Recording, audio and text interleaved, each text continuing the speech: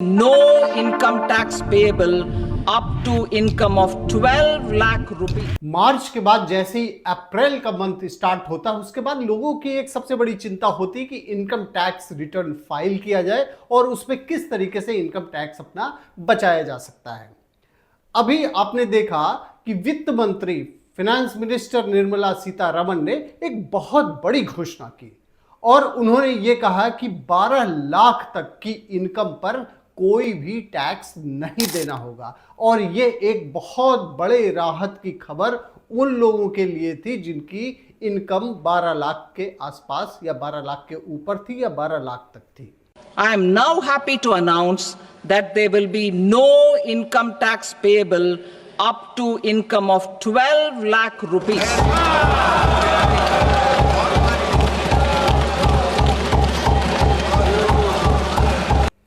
तो ये समस्या दूर करते हुए उन्होंने कह दिया कि अब टैक्स नहीं देना होगा। अब इसमें सवाल ये उठता है कि इससे कितने लोगों को फायदा मिल रहा है, क्योंकि ये मिडिल क्लास है या अपर मिडिल भी कह सकते हैं, क्योंकि अगर 1 लाख रुपए के आसपास किसी की सैलरी है, पर मंथ इनकम है, तो ठीक ठाक लाइफ, एक एवरेज लाइफ जी सकता है। और ऐसे लोगों की संख्या इंडिया में 6.3 करोड़ है। लगभग 6.5 करोड़ लोग ऐसे हैं जो इस इनकम टैक्स के स्लैब में आते हैं।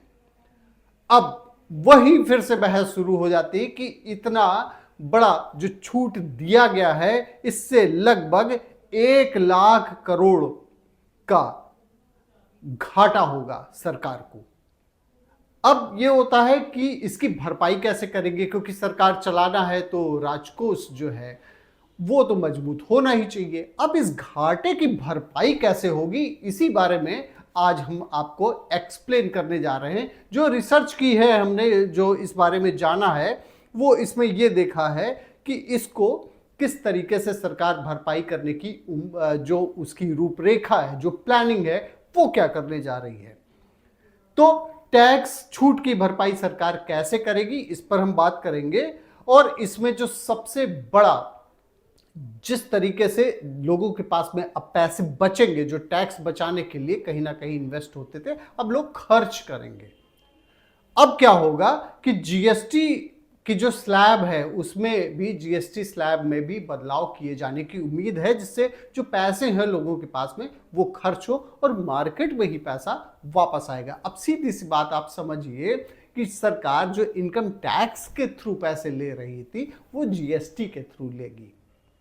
तो बात वही है, कान चाहे इधर से पकड़िए चाहे इधर से, लेकिन उसमें यही है कि घूम फिर के सरकार के पास में पैसे जाने हैं और जाना भी चाहिए, क्योंकि डेवलपमेंट नहीं होगा अगर सरकार घाटे में ही रहेगी तो। और वैसे भी जो बजट होता है वो हमेशा घाटे का ही रहता है। एक और भी स्टेप लिया जाना है जिसमें आरबीआई की तरफ से जो ब्याज दर है उसमें भी कटौती की जा रही है। यानी कि जो भी लोन आप लेंगे उसमें जो ईएमआई आएगी वो भी कम आएगी। इसकी भी प्लानिंग सरकार पहले से कर चुकी है।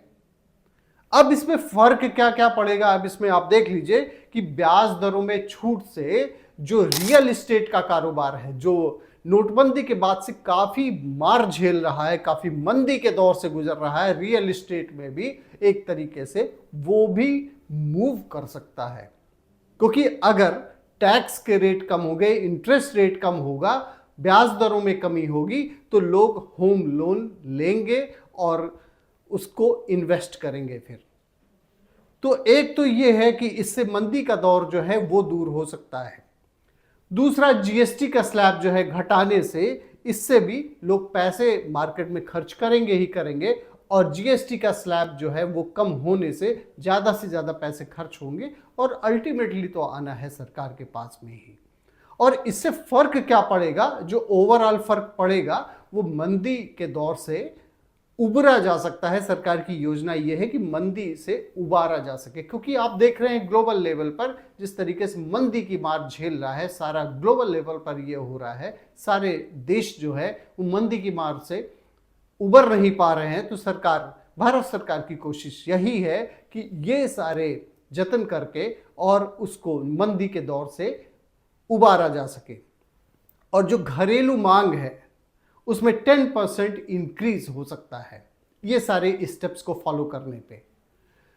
अब इससे फर्क क्या पड़ेगा, जो जीएसटी का कलेक्शन है वो बढ़ेगा। अब इस पर भी हम नजर डाल लेते हैं कि how much GST collected each year, GST collection कितने हुए हैं। ये पिछले 5 साल की बात कर लेते हैं। जैसे फाइनेंशियल ईयर की बात करें 2020 to 21 में ये हुआ था 11.36 करोड़। उसी जगह फाइनेंशियल ईयर 2021 से 22 की अगर बात करें तो 14.76 हुआ था, और फाइनेंशियल ईयर 2022 से 23 की बात करें तो 18.10 करोड़ कलेक्शन हुआ था। और उसी जगह फाइनेंशियल ईयर 2023 से लेकर 24 तक 20.18 करोड़ का कलेक्शन हुआ। अब इसको और बढ़ाने की कोशिश की जा रही है, और इससे क्या होगा कि जीएसटी का कलेक्शन बढ़ने की उम्मीद है। उसी जगह इस जो अभी टैक्स में छूट दी गई है इस पर सवाल भी खड़े किए गए हैं, और जो अर्थशास्त्री है राणा डे उन्होंने इस पर सवाल उठाया है, और उन्होंने एक आंकड़े पेश किए हैं जिसमें उन्होंने ये बताया है कि अगर 100 वोटर्स हैं तो उसमें से केवल 7 लोगों के द्वारा ही इनकम टैक्स पे किया जा रहा है, और इस तरीके से छूट दिए जाने से अर्थव्यवस्था पर काफी बुरा प्रभाव पड़ सकता है। ये उनका अपना आकलन है।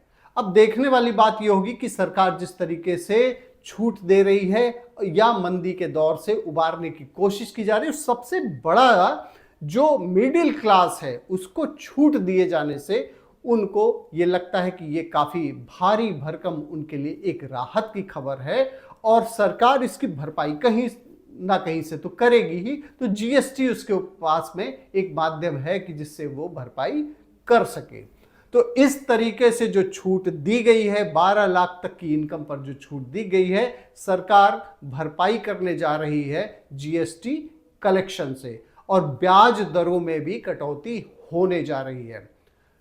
ये था हमारा एक्सप्लेनर कि किस तरीके से बजट खर्च किए जाएंगे, और बजट जो इनकम टैक्स स्लैब में चेंजेस किए गए हैं उससे क्या फर्क पड़ेगा, कैसे रिकवरी होगी, ये सारी चीजें आपको बताई गई। बहुत बहुत धन्यवाद आपका आपकी खबर देखने के लिए, और इसी तरीके से जो भी इंपॉर्टेंट टॉपिक्स होंगे उसका एक्सप्लेनर लेकर हम आपके सामने आते रहेंगे।